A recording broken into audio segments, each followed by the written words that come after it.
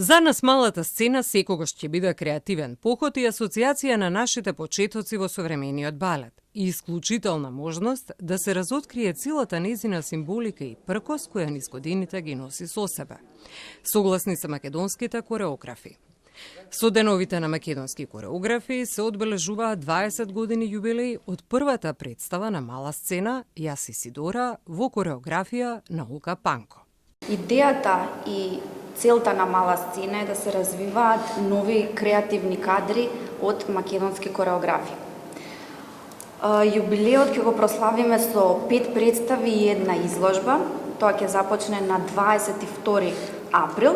Моето прво дело е 2006 година, баш на малата сцена, така да само малата сцена може да биде платформа за нови, млади, креативни сили кои што сакаат да се изразат на еден начин во една копродукција со македонска опера и балет, односно национална опера и балет, или некои независни проекти кои што ќе може да се одржуваат на таа сцена. Таа сцена треба вечно да трае, таа сцена треба да се развива и таа сцена треба да буди креативни умови како што ги имаме ние во нашата држава. Сметам дека треба да има репертоар кој што е од полето на современиот, бидејќи едукацијата и со факултетот за музичка уметност, односно катедрата за балетска педагогија, веќе 15 години продуцираме кадар.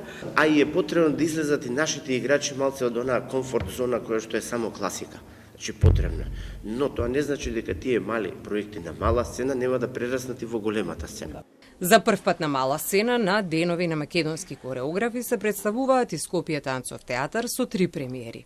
Кореографии на Рисима Рисимкин, Дејан Битровски и Адријана Данчевска Ровчани. Како Дездемона, мојата втора, да речеме, представа во која што се бавам со жените на Шекспир, во делата на Шекспир.